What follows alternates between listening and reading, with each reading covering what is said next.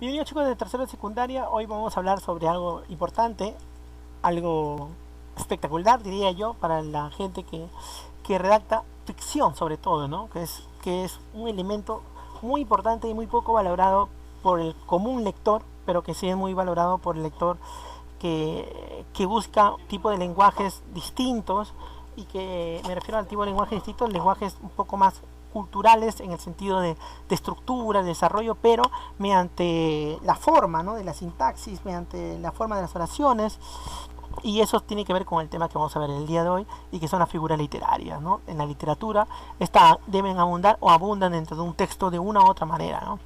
Así que chicos de tercero de secundaria, bienvenidos a literatura con su profesor Jorge Sandoval. Hoy vamos a hablar de teoría literaria, específicamente de las figuras literarias.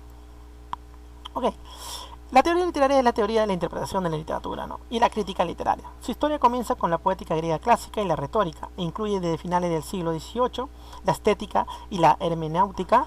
En el siglo XX el término teoría llega a ser un paraguas para una gran variedad de estudios teóricos, la mayoría de los cuales tienen un origen claro en varias tendencias de filosofía continental.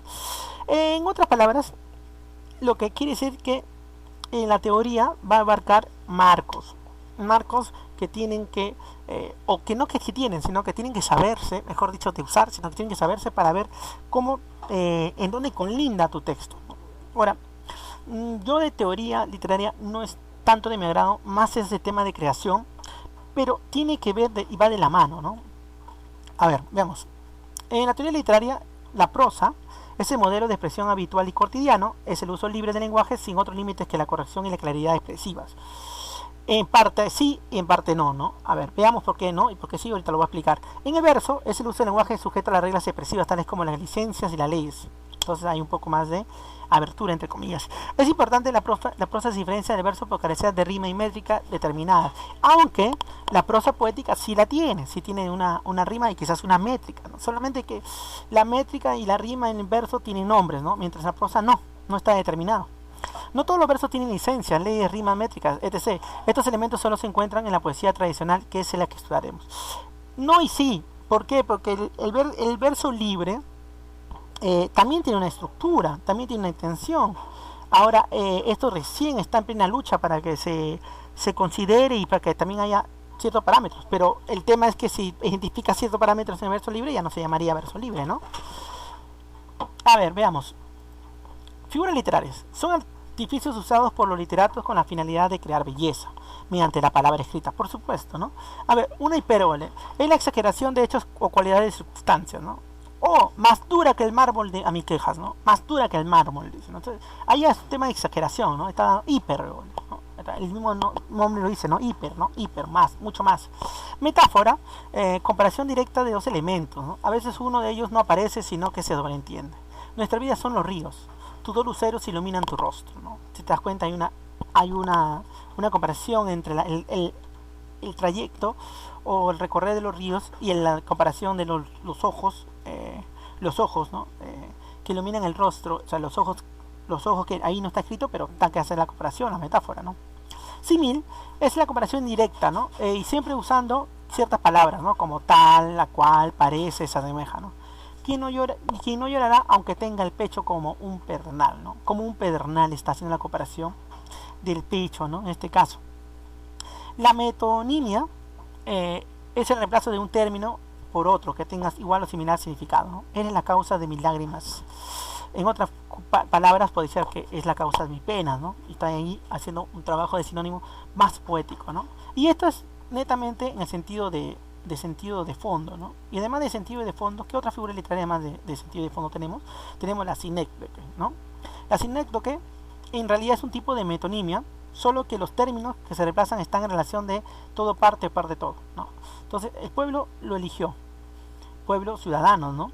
¿Te das cuenta? La escuadra zarpó, las cuadras son los barcos, ¿no? Si te das cuenta, hay un tema de sinonimia, pero entre relación de parte y todo, ¿no?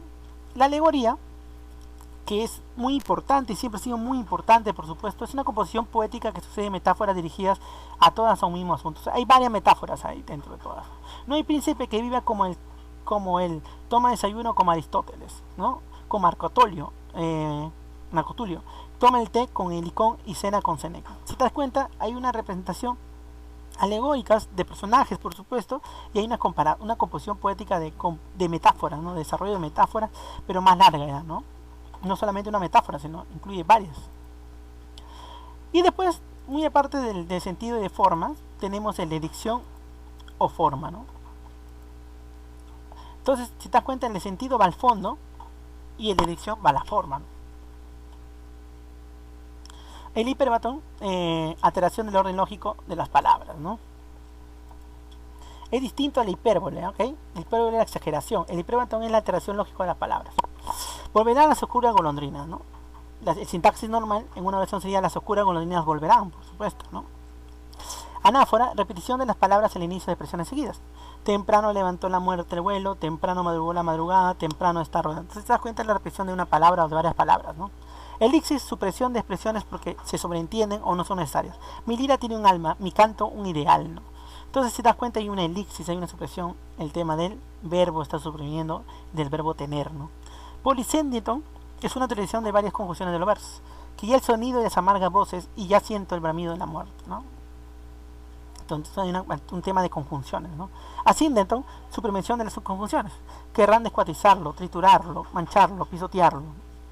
Y ahí está el tema, ¿no? Querrán esto, querrán el otro, querrán el otro. Aliteración, cuando ciertas letras o palabras de la expresión representan el sonido de lo que está hablando, ¿no? Oye el sórdico, son de resaca infame, turba de nocturnas almas. Entonces ahí se usa el tema de escribir los espectros, los sonidos, el tema sensorial, ¿no? Con el tema de los sentidos, ¿no? Escribir lo que siente, darle una identificación en palabra, ¿no? Y bueno, entonces si te das cuenta, figura tiene más tenido de sentido y de dicción, ¿no? Y en ese sentido tenemos el tema de lo que es el fondo, y en la de dicción tenemos el tema de la forma, ¿no? Y ahí todos, ¿no? Hay de comparación, está la metáfora, el simil alegoría, está la exageración, que es la hipérbole, la asociación, que es la metonimia, el contraste, que es la antítesis, la sustitución, que es la sinestia. En dicción, la traslación, estamos hablando del hiperbatón porque hay un traslado de palabras. La dicción y omisión de palabras se dan en el polísedon, accidenton, elixis, epíteto. Epíteto es, por supuesto, el tema de la reiteración de una palabra, su significado ya propio, que lo entiendes como sangre roja, ¿no? O roja la sangre. Y repetición, el anáfora y la epífora, ¿no? Es distinto la repetición a la redundancia. La redundancia es cuando no tienes ese uso, no hay un trabajo poético, ¿no? para usar el mismas palabras, ¿no? Sino más bien ahí hay una mala forma de escribir. A ver, veamos, ¿qué es literatura? ¿No? La palabra literatura es un derivado del término latino literature, ¿no? Literature, que significa instrucción. Se ha relacionado con el arte de escribir y leer, o también gramática, alfabeto, instrucción, ¿no? Este fue hasta el siglo XVIII el contenido del concepto que significaba literatura. Después el concepto de literatura se unificó y adquirió la forma que nosotros percibimos actualmente, ligado a las prácticas verbales. Sin embargo, es conveniente afirmar que los hechos que incluye este concepto son hechos que cada sociedad le da su propia reformulación, ¿no? La literatura, entendida como el concepto abierto, incluye prácticas tan disímiles como el testimonio o la crónica periodística, además de las novelas o poemas, ¿no? Ejemplos: la nueva crónica y buen gobierno de Felipe Guzmán Poma de Ayala, los testimonios de Rigoberta, ¿no? La autobiografía de Gregorio Condori, la crónica periodística de José Martí, o 100 años de Soledad García Márquez. Entonces, si te das cuenta, hay una diversidad de especies, ¿no? Dentro de un propio género, ¿no? O dentro de propios géneros también. La literatura es un hecho cultural, por supuesto, ¿no? Muy complejo, tan complejo como la misma comunicación humana, ¿no? Funciona en el interior de un concepto sociocultural, o sea, de una sociedad con una cultura distintas, además, ¿no? Que hay en el mundo. También se hace presente el proceso de la comunicación. Por supuesto que sí, ¿no? Hay un emisor, que es el autor o creador. Hay un receptor, que es el oyente o lector, en este caso. El mensaje, que es el significado de la obra. Tiene un contexto, un mundo de representación, ¿no?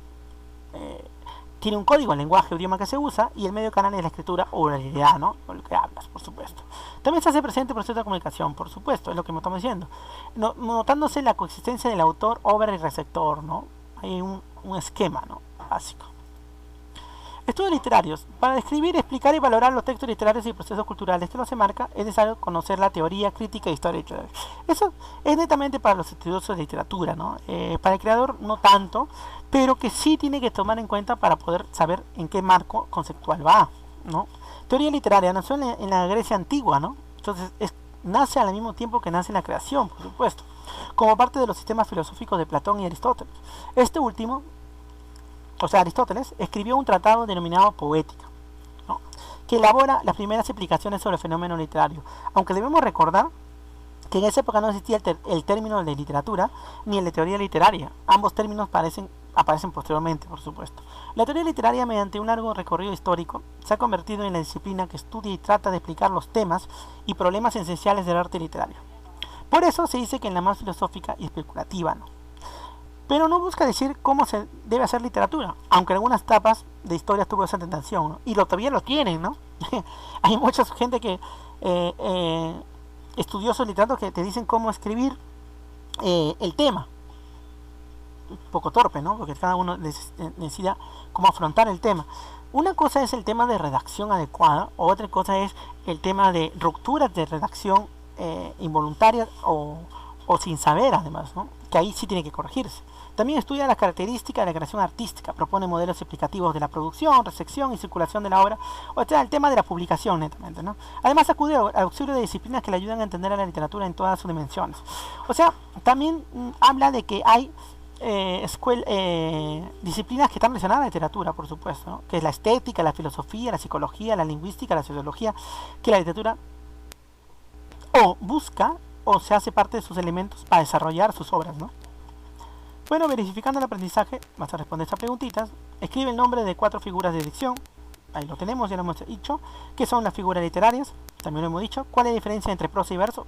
Básicamente hay una diferencia. Escribe el nombre de 4 figuras de sentido fondo. ¿Y qué es la teoría literaria, no? Ya saben, chicos, tienen que hacer para el domingo su práctica 15. Y el proyecto es hacer un mapa conceptual, que creo que por ahí ya lo tienes, de las figuras literarias. Cuídense, chicos, no salgan de casa.